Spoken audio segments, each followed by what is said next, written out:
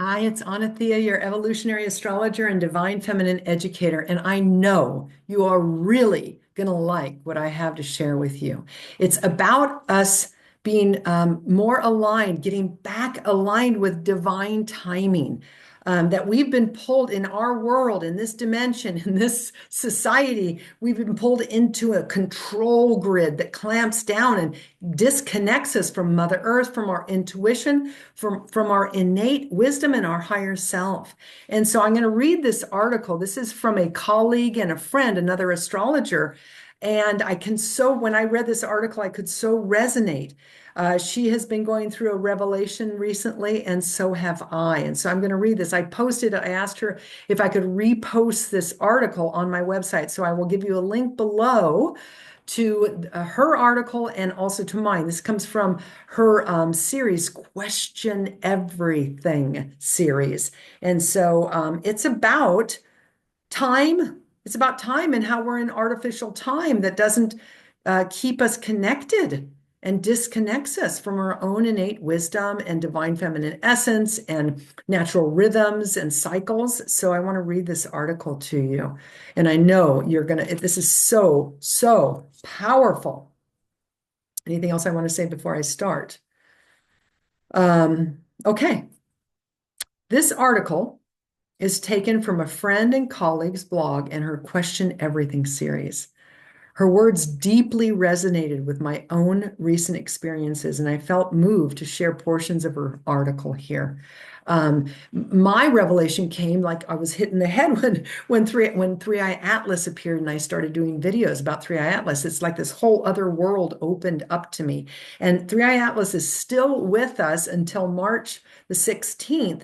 She's going to be close to Earth December the 19th. She was close to Venus just recently. And so she's making her way through like a huge wake of consciousness. And so I really want to support you opening up to these new ways of being and these new ideas that are probably knocking on your door. Okay. So her words deeply resonated with my own recent experiences, and I felt moved to share portions of her article here. And so that's what I'm going to read to you. Her name is Shannon Gill, and here's what she has to say. Most of you know that for years I've lived and breathed astrology, teaching it, reading for others, watching how the planets mirror the evolution of the soul. But this past year, everything I thought I understood about the sky began to unravel. A deep questioning took hold, not only of astrology itself, but of the foundations of time, calendars, and the reality we have agreed to live inside.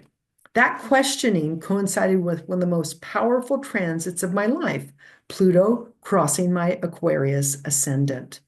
It was a portal that pulled me into the underworld of consciousness and showed me things I could never unsee about control, illusion, and how we have been taught to forget the natural order that once guided us. This new series, The Authentic Astrology Journey Restoring the Living Sky, is my way of walking that path out loud.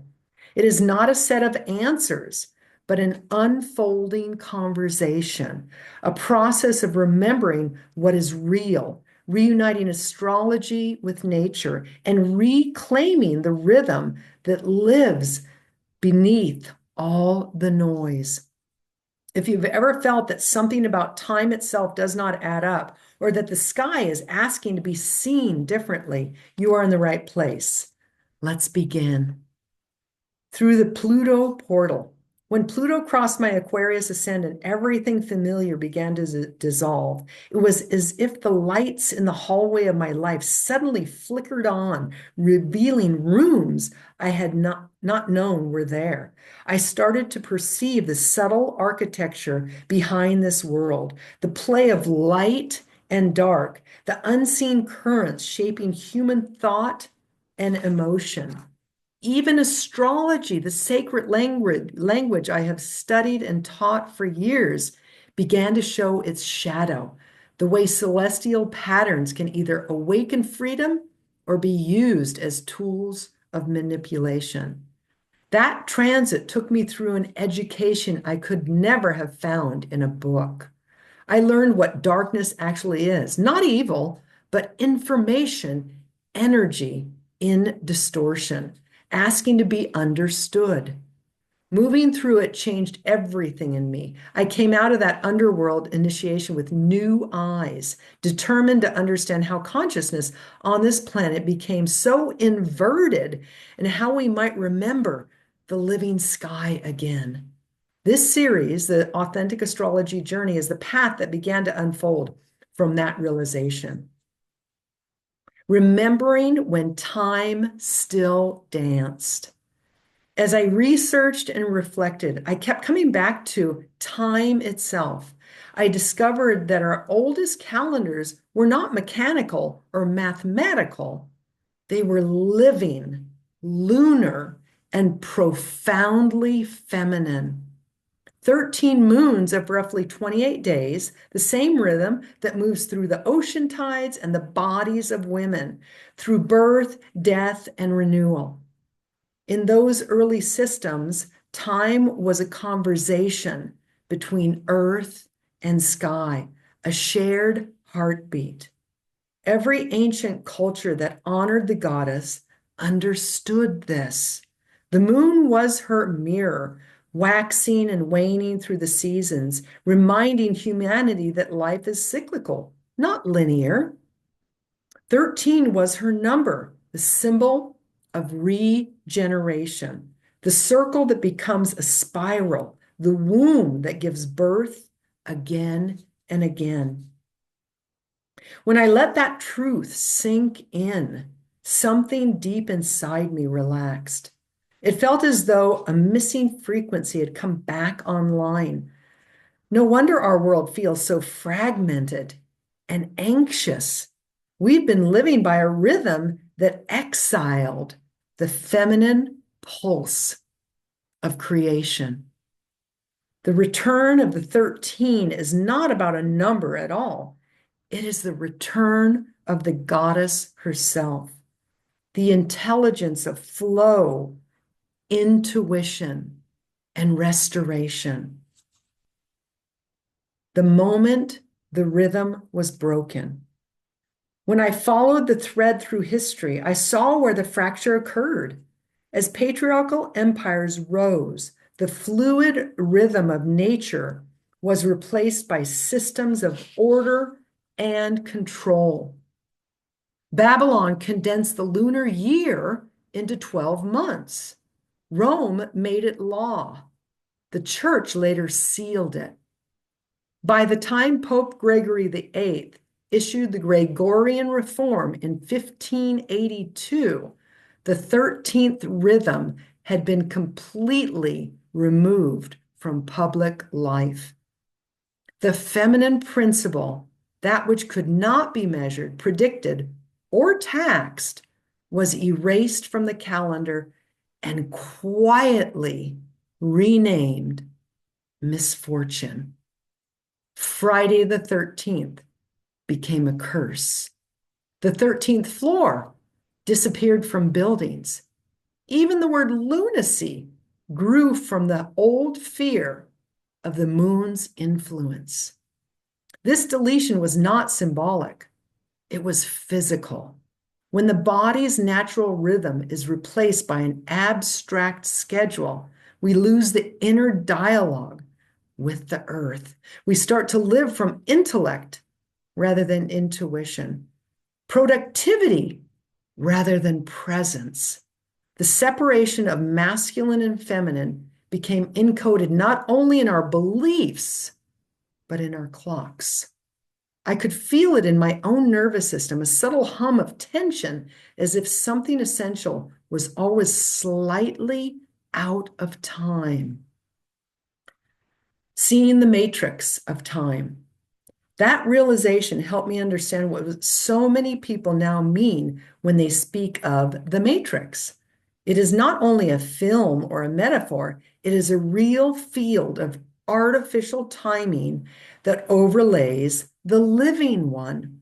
When we run on a mechanical time, the 12-month, 60-minute grid, we move in a pattern that can be predicted, optimized, and monetized. We become efficient, but disconnected. Yet the code is not permanent. The moment we begin to sense the missing 13th pulse, the system starts to lose its hold. The clock that doesn't make sense. I realize I've always questioned the clock itself, not just its speed, but its logic. Its logic. Why do we celebrate a new year on January 1st? In the stillness of winter, when nothing in nature is beginning. The trees are bare, the soil is asleep, animals conserving energy. That date was chosen for political convenience, not cosmic alignment. In the living sky, the year truly turns around March 21st, when the sun crosses the spring equinox, equal day and night, the moment life literally returns. You can feel it in the air, in the color of the light, and the body's quiet, readiness to move again. When we live by calendars that ignore these natural thresholds, our inner compass starts to falter. The body loses contact with the magnetic and seasonal currents that once guided it, and the subtle voice of intuition grows faint. Cut off from that inner guidance, we become easier to steer, more anxious, more reliant on external authorities to tell us what time it is, what's important, and what comes next. The further we drift from natural rhythm, the more programmable we become. Returning to natural time. Re-entering harmony with nature is not rebellion, it's a remembrance. Aligning with real cycles, light and dark, growth and rest, is how we reclaim sovereignty over our own perception. The body knows when to act and when to be still. The earth has always known how to keep time. When we listen, we start to feel truth from inside. When we listen, we start to feel truth from the inside out. And that is something no system of control can counterfeit. Even to imagine this loosens the grid a little. It reminds us that calendars are agreements, not reality, and that the true measure of time is still humming quietly in the soil beneath our feet. The path ahead. From here, our exploration continues. We will follow the trail of the missing 13 through architecture, constellations, and even the zodiac itself, discovering how every place the feminine was erased still holds the seed of her return. 13 is not a curse. It is the heartbeat of the goddess, still pulsing beneath the grid. To remember her is to remember ourselves. This article was originally published on astrologer Shannon Gill's website, and I give the link here, and I'll have that below. And this just is so deep in my heart, wanting to really support us in this time of letting go of these control systems, this grid that is keeping us in our limited thinking and limited way of being. So releasing into the universe, releasing into the flow of life, and releasing into the rhythms and connection with Mother Earth is only going to benefit you, is going to bring you more aliveness. You know, it's interesting because before I had all these realizations, I would say to people, I'd say, you know, we do have a missing month. You know, it would be October, November, December. Remember, because I knew the calendar was off, because that's why we have the leap year, and it's all kind of like disjointed, and it does that to us. It disjoints us. And so now moving from 12 to 13, constellational astrology, we may be able to in the future sometime have our 13th month and be more aligned in our bodies and our intuition and our wisdom and with Mother Earth. I'm hoping for that day really soon. So it's October, November, December. Remember, the 13th month. This is what I'm making up, is that 13th month is for us to remember who we are. We are powerful beings, and we are earthlings, and we are cosmic beings. We're connected to the whole universe, and we are more powerful than we actually realize. And we've been stuck in this limited grid and this belief system that we're not good enough. And so all of the things that I do are to help you step out of that limiting grid and step into your wholeness and step into your own personal power. So I hope you enjoyed this article. Shannon, thank you for bringing it to light. Thank you for letting me post. Thank you for letting me do this video. And please, everyone that's listening, I really appreciate your support. Please make sure that you thumbs up it. If you could do that now, and also share it. And I'd love to hear from you. If you have a comment, please share. And thank you for being here. Have a beautiful day. Namaste.